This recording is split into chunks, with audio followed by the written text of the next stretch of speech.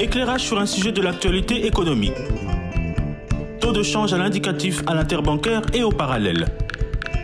Cours des principaux minerais de la RDC, indice des prix à la consommation. C'est dans Jeudi Économie, chaque jeudi à 14 h après les infos. Et sa rediffusion jeudi 20 h. Jeudi Économie, émission présentée par Eric Ambago. Bonjour chers auditeurs, bienvenue dans votre magazine hebdomadaire Jeudi Économie. Vous connaissez les rubriques, taux de change à l'indicatif à l'interbancaire et au parallèle. Vous aurez le cours des principales matières d'exportation du pays, le panel de la ménagère et un invité pour commenter un sujet de l'actualité économique. Commençons par le taux de change. Béro Matanda, bonjour. Bonjour Eric Ambago. Quelle est la parité aujourd'hui franc-congolais principale devise étrangère? La parité franc-congolais principale devise étrangère à l'indicatif se présente de la manière suivante. 1 dollar américain vaut 2815,2485 francs congolais. 1 euro équivaut à 2956,7189 francs congolais. 1 franc CFA égale à 4,5074 francs congolais. Et 1 rand sud-africain vaut 157,5373 francs congolais. Au marché parallèle, 1 dollar américain équivaut à 2840 francs congolais, 1 euro vaut 2910 francs congolais et 1 franc CFA égale à 4,2 francs congolais. Et quel est le cours des principales matières d'exportation du pays? La tonne du cuivre a enregistré une baisse. Elle coûte 8851,10 dollars américains contre 9100,87 dollars américains la semaine. Il est toujours à 24 300 dollars américains. L'once d'or est vendue à partir de 2631,48 dollars américains contre 2714,22 dollars américains la semaine passée. Le baril du pétrole revient à 70,28 dollars américains contre 70,12 dollars américains il y a une semaine. Et enfin, une tonne de cacao est vendue à partir de 11 765 dollars américains contre 10 387 dollars américains la semaine dernière. Merci Béro Matanda, on vous retrouve avant la fin de l'émission pour le panier de la ménagère. L'agriculture peut permettre la diversification de l'économie congolaise. La RDC, nantie de 80 millions d'hectares de terres arables, peine à développer ce secteur. Comment sortir de cette difficulté? Jeudi Économie reçoit pour vous un professeur en économie. Il est stratège, lobbyiste en investissement. Professeur Patrick Onoya, bonjour. Bonjour Eric Ambago et merci pour l'invitation. Pourquoi dit-on aujourd'hui que l'agriculture est le secteur clé de la diversification de l'économie? Bien, merci beaucoup. C'est intéressant que la République démocratique du Congo se rende compte de cela maintenant. Je veux dire, c'est à cause des questions historiques. Du point de vue de l'étude de l'évolution économique, on se rendra compte que l'agriculture a toujours été l'unité de mesure du développement. Pourquoi? Parce que si aujourd'hui on dit que nous sommes à l'ère informationnelle, la première ère économique ou la période économique a été appelée la période agraire. La période agraire, ça signifie que pour qu'un pays soit appelé riche, cela était évalué par rapport à sa capacité de production agricole et animale. Ensuite, nous sommes passés à l'ère industrielle. À l'ère industrielle, c'est la capacité à transformer production agricole, production animale en des produits manufacturés. Et actuellement, nous sommes à l'ère informationnelle, c'est l'ère où nous avons le monde qui est devenu un grand village, c'est la capacité d'un pays à pouvoir vendre ses produits manufacturés à travers le monde entier. À partir, n'est-ce pas, de cette explication, nous comprenons que si nous voulons nous positionner comme un pays développé, cela ne peut passer que par le développement de l'agriculture. Alors, professeur, Pourquoi justement ce secteur n'est pas développé en RDC? Avant l'indépendance, on était parmi les grands producteurs d'EVA, de cacao. Pourquoi ce secteur n'est pas développé depuis plusieurs décennies? Lorsque la Belgique nous lègue la République démocratique du Congo, nous avons un pays qui a une économie quasiment diversifiée, n'est-ce pas? Avec un PIB, produit intérieur brut, tiré en partie par le secteur minier, mais aussi en partie par les exportations de produits agricoles. Donc, lorsque nous recevons la République démocratique du Congo en 1960, nous avons une économie totalement diversifiée. Mais il faut retenir que c'est la prise en main, n'est-ce pas, du pays qui a été plus ou moins maladroite, mais nous retiendrons toujours l'année 1973, qui a été l'année qui a signé la débâcle du secteur agricole congolais à travers la zarianisation. Lorsque l'on dit que la RDC était un pays agricole, nous savons que ce sont les colons belges, mais aussi avec d'autres nationalités qui tenaient l'agriculture. Et lorsque Mobutu décide de zarianiser, donc du coup, de passer à des Congolais maîtres des fermes, maîtres des sociétés, cela a été le début de la débâcle et c'est à peine avec le président Tshisekedi que l'on peut voir un retour. Alors justement, professeur, le chef de l'État, dans son discours sur l'état de la nation devant le Parlement réuni en congrès le 11 décembre, a dit, je le cite, pour la première fois à travers la loi des finances 2025 que je vais promulguer dans quelques jours, les crédits alloués à l'agriculture sont accrus et maintenus au-dessus de 11% du budget national, bien au-delà de l'objectif fixé dans le cadre des accords de Maputo. Fin de citation. C'est une avancée? Absolument. Il faudrait, d'un point de vue historique, faire remarquer ceci au niveau de l'agriculture.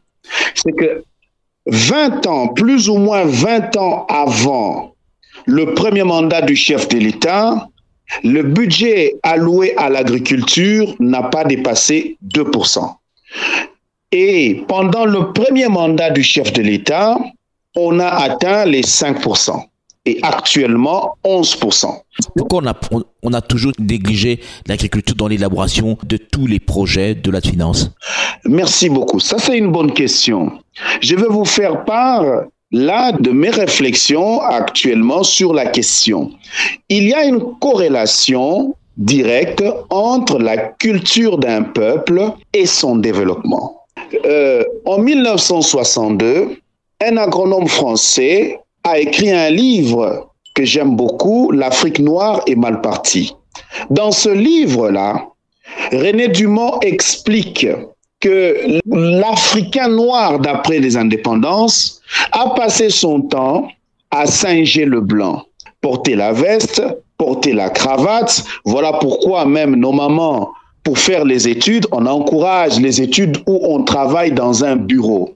Et on a oublié, n'est-ce pas, que ce qui donne la valeur, qui a permis à ce que l'Occident soit ce qu'elle est, c'est le travail de la terre. Ainsi donc, il nous a fallu peut-être plus de 60 ans pour que nous puissions revenir à l'évidence. Et il faut retenir, moi j'aime toujours revenir à la colonisation. Nous allons nous rendre compte que pendant la colonisation, le colon belge, ayant compris l'importance de l'agriculture, a mis en place un ensemble de stratégies, notamment le décret du 5 décembre 1933, qui a rendu obligatoire l'agriculture, n'est-ce pas, au niveau des paysans, avec des quotas qui ont été fixés par famille. Et je répète souvent que si nos mamans au village ont l'habitude d'aller faire les champs, ce n'est pas nécessairement par volonté. C'est une habitude qui a été créée par la contrainte et qui a eu comme effet, n'est-ce pas, le développement de l'agriculture. Voilà pourquoi la corrélation qui existe entre culture et développement. Or, la culture, n'est-ce pas, elle est constituée d'un ensemble d'habitudes. Je dis souvent qu'il est important pour que le chef de l'État réussisse, que nous appliquions la méthode, les anglo-saxons appellent bottom-up. C'est-à-dire, on a beau avoir 11%, mais si la culture agricole ne se distille pas dans la culture congolaise, alors nous aurons du mal à voir cette agriculture décoller. Voilà pourquoi je m'en vais faire une première proposition, c'est celle d'avoir la loi sur le paysanat. La loi sur le paysanat, ça sera une loi incitative pour le développement de l'agriculture au niveau des paysans, mais aussi une loi incitative pour le retour vers le milieu rural, rendre le milieu rural intéressant.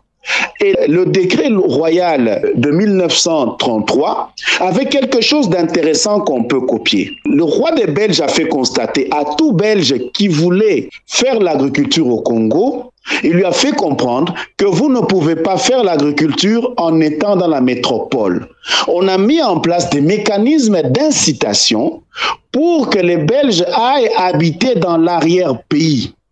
Et c'est ça que je suis en train de suggérer pour accompagner, n'est-ce pas, la volonté du chef de l'État de voir l'agriculture se développer en République démocratique du Congo. Est-ce qu'il faut une loi pour que les gens puissent aller planter ce qu'ils vont manger? Absolument, il faut des mesures incitatives. Il faut des mesures incitatives parce que pendant plus de 60 ans, on n'a plus donné le goût du travail de la terre. Je discutais avec un professeur d'agronomie de l'Université de Kinshasa qui était triste de constater que même beaucoup d'étudiants d'agronomie ne sont pas là dans la faculté d'agronomie pour finir en tant qu'un professionnel du travail de la terre. Ils sont dans la faculté d'agronomie pour finir dans une industrie brassicole. Vous comprenez la mentalité. Voilà pourquoi nous disons que la corrélation qui existe entre culture et développement fait que si nous ne mettons pas en place des mesures incitatives pour faire aimer le travail de la terre, eh bien, nous risquons d'attendre longtemps. Mais professeur, 11% de crédit alloué à l'agriculture, il faudrait encore attendre une loi pour pousser les gens à s'intéresser à l'agriculture?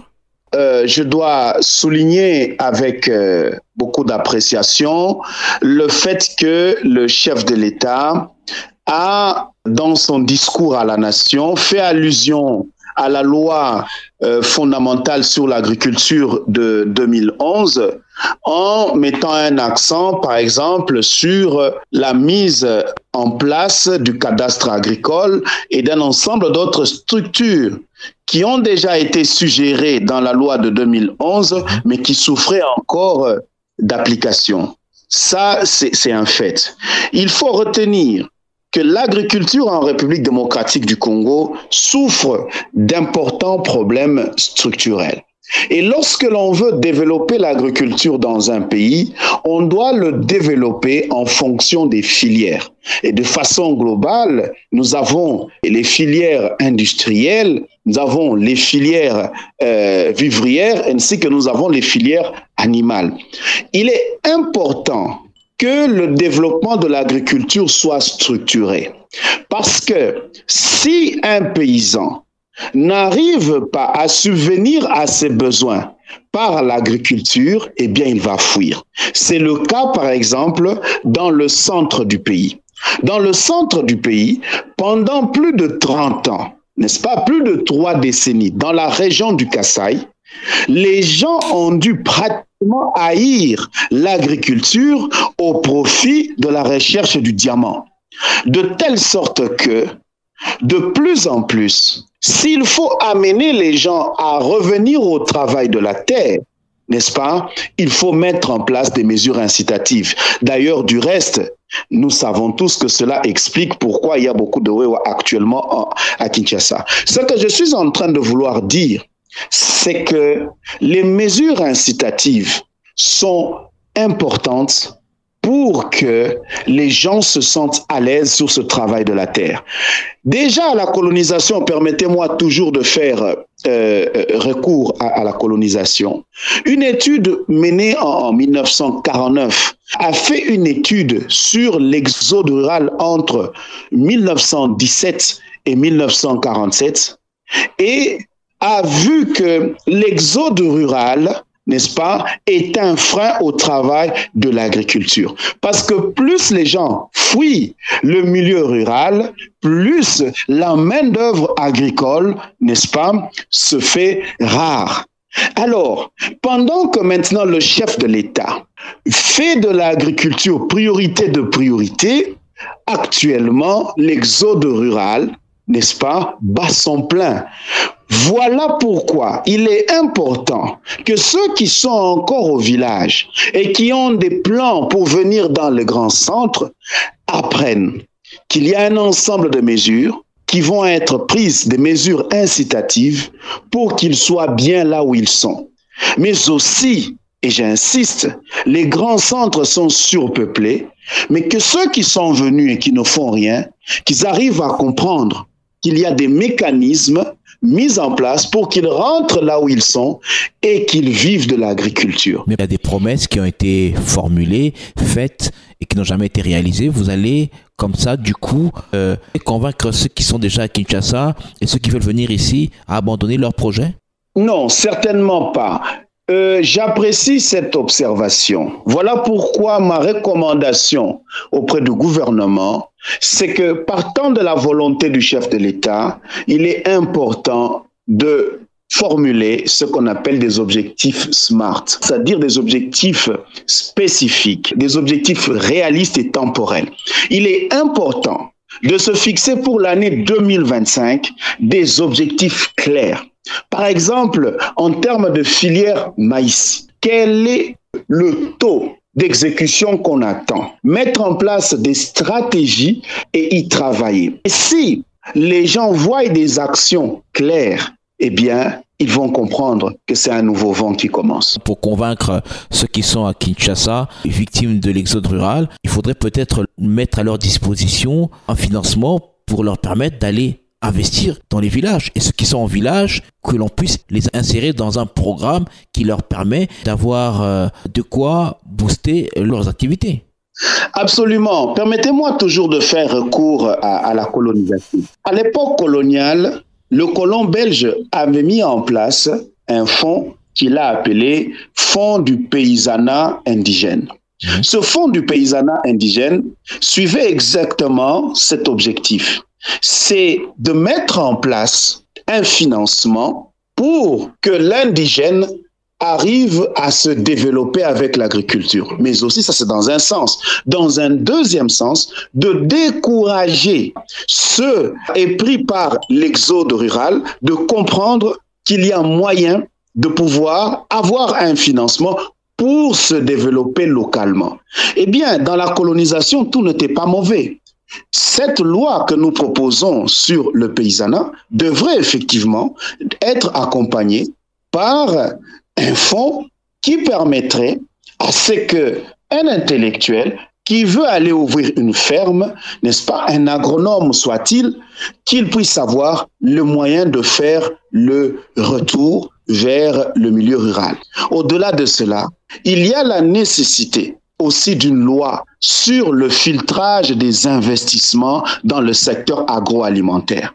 Il sera difficile, n'est-ce pas, de pouvoir développer la filière du riz de façon substantielle avec cet important, n'est-ce pas, dispositif des importations de riz que nous avons. Il sera difficile de pouvoir développer la filière de maïs avec cet important dispositif d'importation de maïs qu'il y a particulièrement au Katanga et au centre.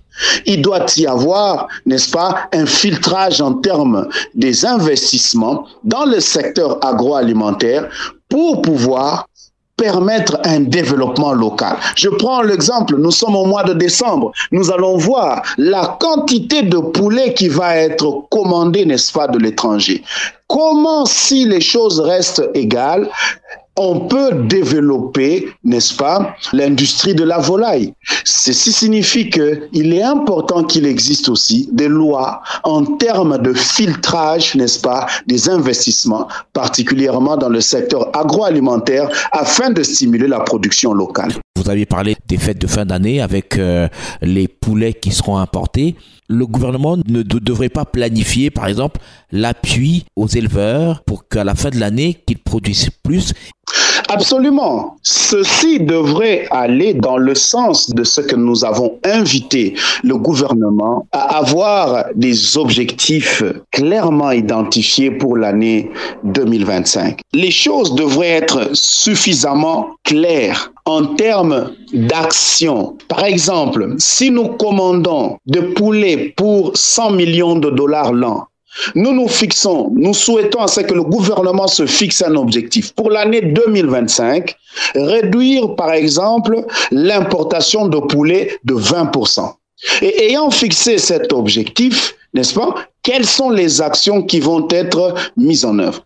Voilà ce que nous voulons. Et nous souhaitons, n'est-ce pas, qu'à la fin de l'année 2025, que cette fois-ci, étant donné la détermination du chef de l'État, que selon les différentes filières, que l'on nous dise ce qui a été fait en termes de réduction des importations. Parce que nous avons tous suivi. Le chef de l'État a fustigé les 3 milliards de dollars en termes d'importation de biens de première nécessité. Eh bien, nous voulons, pour l'année 2025, n'est-ce pas, des stratégies clairement identifiées qui vont nous permettre de réduire cette part des importations au profit de la production locale. Les 11% alloués au secteur agricole, comment on fait pour que l'agriculture puisse reprendre vie en tenant compte de cette ligne budgétaire? En matière agricole, en termes de financement, on distingue différents niveaux de besoins de financement. Le premier niveau de financement que je peux identifier, c'est le niveau des infrastructures, et en particulier des infrastructures routières ainsi que des infrastructures électriques. Ce niveau-là de financement, c'est le financement étatique, n'est-ce pas? Le chef de l'État a parlé de 38 000 kilomètres de routes de dessert agricole.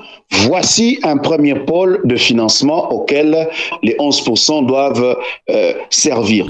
Je voudrais dire que travailler intelligemment veut qu'il puisse y avoir des objectifs en fonction du développement des filières. Si c'est la filière maïs, n'est-ce pas? On ne peut pas se mettre à construire les routes de dessert agricole n'importe comment, mais on doit les construire de manière à pouvoir avoir, n'est-ce pas, dans les régions où on peut cultiver le maïs, donc les bassins de production. Le deuxième pôle de financement, c'est en termes d'aménagement, n'est-ce pas, des bassins de production.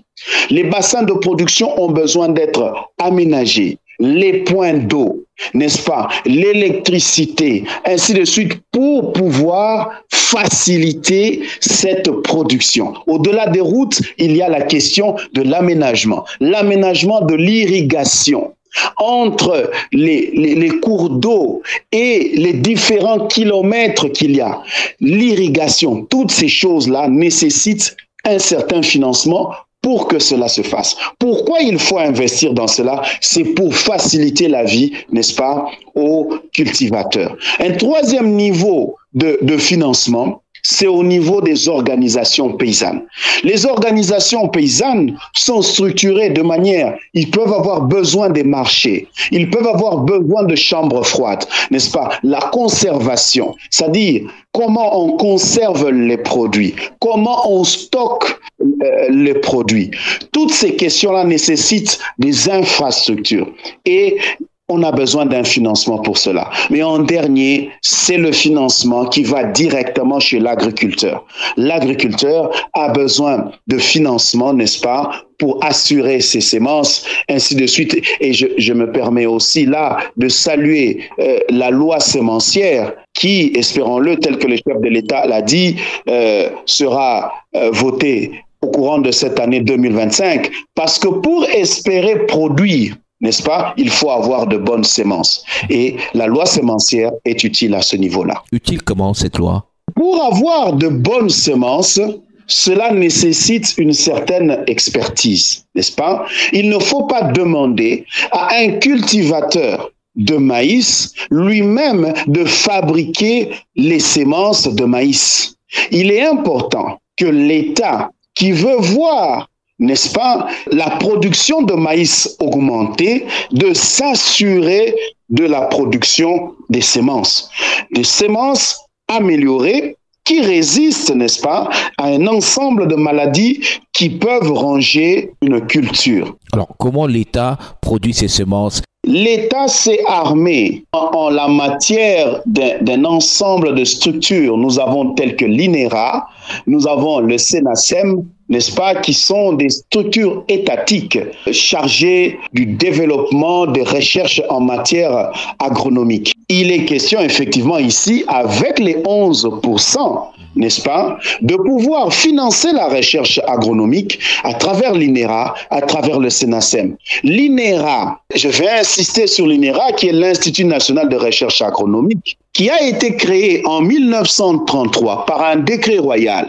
à l'époque appelé INEAC, pour soutenir effectivement la recherche agronomique. Et l'INERA a 4 grands centres de recherche à travers le pays, 20 stations au moins à travers le pays, qui contrôlent les bassins de production. Ceci veut dire qu'en tout état de cause, l'INERA doit bénéficier d'un maximum possible, autant que le SENASEM aussi, d'un financement pour permettre à ce que la recherche agronomique soit au top pour soutenir la production. Mais il faut d'abord avoir la terre. Vous avez le Congo central, on vous dit 500 hectares appartiennent à tel, n'y touchez pas. C'est à ce niveau-là que l'opérationnalisation du cadastre agricole a tout son sens. Il faut retenir que la loi fondamentale sur l'agriculture de 2011 avait déjà prévu la mise en œuvre du cadastre agricole, mais qui, n'est-ce pas, plus de 10 ans après, est restée lettre morte. Et nous sommes contents de constater que le chef de l'État, dans le discours à la nation, a parlé de la mise en œuvre du cadastre agricole comme un des objectifs pour l'année 2025. Pourquoi le cadastre agricole est important? Le cadastre agricole est important à plusieurs titres. 80 millions de terres arables. Ça reste un concept théorique tant que les 80 millions de terres arables ne peuvent pas être cartographiées. Ça, c'est une première des choses. Une deuxième des choses, il règne un sérieux désordre dans le secteur du foncier agricole. On ne sait pas exactement quelles sont les limites, n'est-ce pas, des chefs coutumiers, quelles sont les limites de l'État, mais aussi, et pire encore, en matière de financement, on n'a pas un document qui fait force de loi en termes de titres fonciers agricoles. Vous voyez? Et ça pose généralement problème aux organisations paysannes et aux agriculteurs lorsque il faut rechercher un financement. Parce que dans le domaine foncier immobilier, il est facile de présenter son titre parcellaire à un banquier. Et au niveau agricole, c'est compliqué. Voilà pour dire que la question du cadastre agricole viendra résoudre un important problème foncier. Mais je dois souligner aussi que le cadastre agricole viendra aussi résoudre un important problème du blocage des terres. C'est-à-dire qu'il y a des familles qui ont 20 hectares, 100 hectares, 500 hectares, qu'ils ont depuis 30 ans, depuis 50 ans, ils n'en font rien, n'est-ce pas? Le cadastre agricole devra résoudre ces questions-là. Lorsque, comme cela se passe avec le foncier immobilier, n'est-ce pas? Lorsque vous ne l'utilisez pas pendant un certain temps, on peut toujours vous le ravir pour que quelqu'un d'autre qui peut développer un projet agricole le fasse. C'est pour dire simplement que le cadastre agricole a un rôle central dans le développement de l'agriculture en République démocratique du Congo. Le ministre de l'Agriculture a parlé de mise à disposition des tracteurs pour faciliter le travail des agriculteurs. C'est également une solution efficace? La question de tracteurs est une question bonne a priori, mais tout est une question de méthodologie. Il y a un rapport d'un organisme international qui a recensé comme ça depuis 15 ans qu'il existe plus de 2000 tracteurs dans la nature qui périodiquement ont été donnés par des gouvernements successifs. Et pendant que j'étais dans le Kasaï à Chilenge, on m'informera qu'il y a un dignitaire quelque part dans la contrée qui utilise un tracteur, n'est-ce pas, comme ça 4x4 lorsqu'il vient dans son coin. Qu'est-ce que je veux dire par là?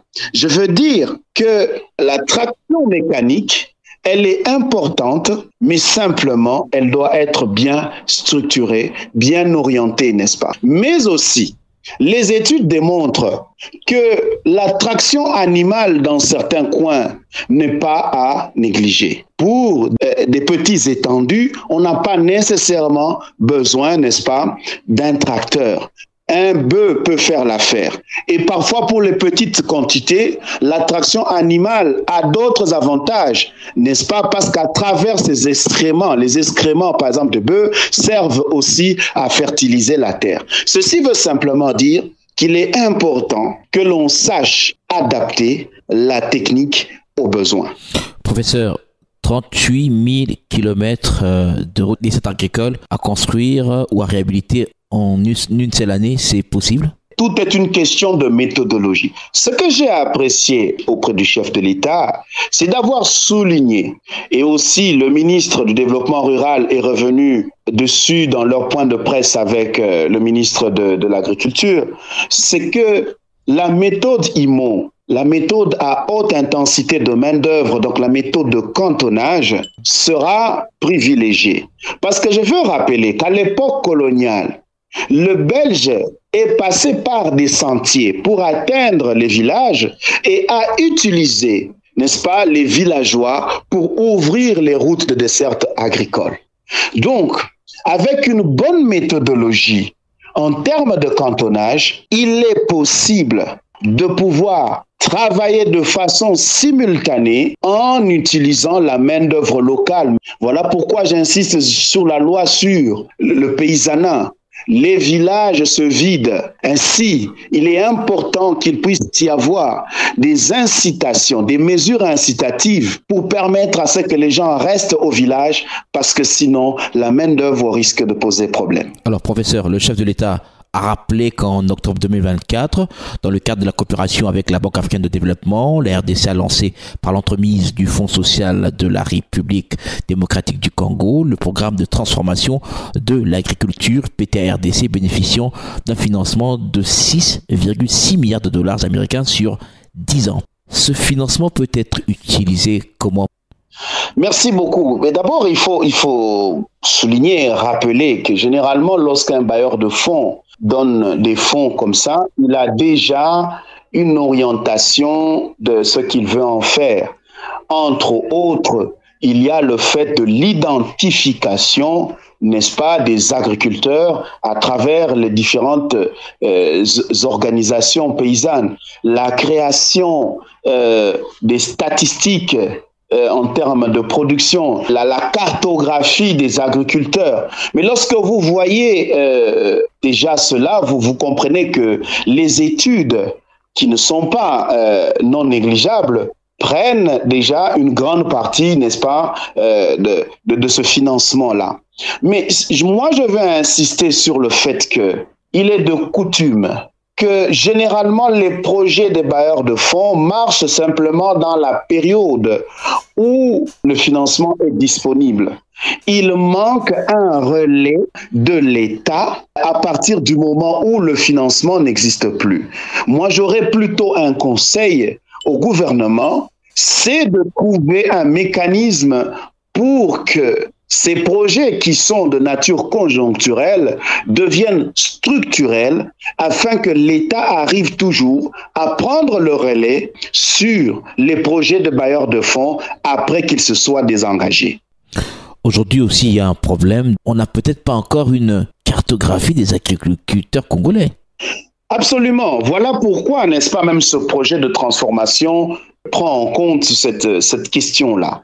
Mais vous savez, face à l'urgence, j'aime l'expression des anglo-saxons, ils disent « learning by doing ».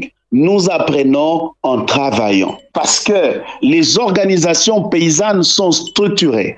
Si le ministre de l'Agriculture, dans chaque province, demande à ce que les organisations paysannes puissent se manifester, elles se manifesteront. Oui, ce travail de statistique, ce travail de base de données est important, mais il est important que ce que le ministre de l'Agriculture a déjà commencé puisse le poursuivre. Mais surtout, il est important qu'il y ait un travail d'évaluation parce qu'il y a un rapport démontré aussi qu'il y a un problème sur la distribution des semences et l'efficacité de ce travail sur terrain. Si l'on doit schématiser les étapes pour arriver au développement du secteur agricole, on commence par quoi et on termine par quoi? Le schéma ne peut pas être identique. On doit avoir des plans, des politiques agricoles par filière. De deux, il est important de mettre à disposition le financement nécessaire et à temps. De trois, il est important de pouvoir mettre en place des mécanismes d'incitation au paysanat. La question de la cartographie de terre, elle est centrale. Et comment va votre projet un étudiant, un hectare? Le projet Un étudiant, un hectare va bien dans ce sens que nous avons reçu la promesse, n'est-ce pas, du ministre d'État, ministre de l'Agriculture et Sécurité alimentaire, de pouvoir offrir 5000 hectares de terre, n'est-ce pas, aux étudiants et aux jeunes de Kinshasa avant d'aller à l'intérieur. Nous les attendons. Je rappelle que notre invité, c'est le professeur Patrick Onoya. Il est lobbyiste, professeur. Avec vous, nous allons suivre le panel de la ménagère avec Béro Matanda. En cette période festive, les prix de certaines denrées alimentaires ont grimpé. Il s'agit par exemple d'un tas de bananes plantain. Il coûte actuellement 10 000 francs congolais. La semaine dernière, il était à 5 000 francs. Une mesurette ou écolo de maïs qui coûtait 2 500 francs congolais la semaine dernière revient à 3 500 francs congolais. Un plateau d'œufs qui coûtait 17 voire 18 000 francs revient à 22 000 francs congolais cette semaine. Les chinchards toujours rares, le kilo est à 12 000 francs au lieu de 8 000 francs congolais et le carton de 30 kilos est à 97 $ américains. Les prix de certaines denrées sont restés les mêmes comme la semaine passée. Il s'agit notamment d'un sac de riz de 25 kg qui coûte 75, 76 voire 77 000 francs congolais. La mesurette ou copo coûte 2 000 francs congolais. La semoule varie entre 58 et 76 000 francs congolais, c'est comme la semaine passée. La mesurette ou écolo coûte 3 500 voire 4 000 francs congolais. Une mesurette ou écolo de farine de froment coûte 4 500 francs congolais depuis plusieurs semaines. Jusqu'à présent, on ne sent rien. Il y a tout ce qu'on achetait avant et le prix n'a pas changé jusqu'à aujourd'hui. La viande, les chinchards, les poissons, tout ce qu'on achetait, ça a toujours le même prix qu'on a toujours acheté avant. Nous sommes en train d'insister pour que le gouvernement nous permette de bien fêter. Une mesurette ou copeaux de haricots varie entre 3 000 et 5 000 francs. Un sachet de sucre coûte 19 000 francs. Un seau de cossette de manioc coûte 18 voire 19 000 francs congolais comme la semaine passée. Le pain est à 500 francs depuis plusieurs mois. Une botte de feuilles de manioc est vendue à partir de 2 000 francs. Celle des épinards est à 2 000 francs, c'est depuis plusieurs semaines. Celle d'oseille est à 1 000 francs. Un kilo de pommes de terre coûte 3 500 francs congolais au grand marché de Kinshasa. Un bidon d'huile végétale de 5 litres coûte 26 voire 30 000 francs congolais. Celui d'huile de palme varie entre 18 et 22 000 francs congolais depuis plusieurs semaines. Une chikwan coûte 1 000 francs. Un tas de safou varie entre 3 000 et 5 000 francs congolais. Une mangue est vendue à partir de 300 francs congolais depuis plusieurs semaines. Un tas de mangoustons varie entre 3 000 et 5 000 francs congolais. Un carton de poulet sans emballage ou poulet nu est à 65 $ américains. Il était à 62 voire 63 $ américains. Un carton de tripes est à 28 $ américains. Il était à 24 voire 25 $ américains. Un carton de cuisses de poulet est à 23 $ américains. Les poissons mongousses sont rares. Les pieds des porcs sont à 20 $ le carton.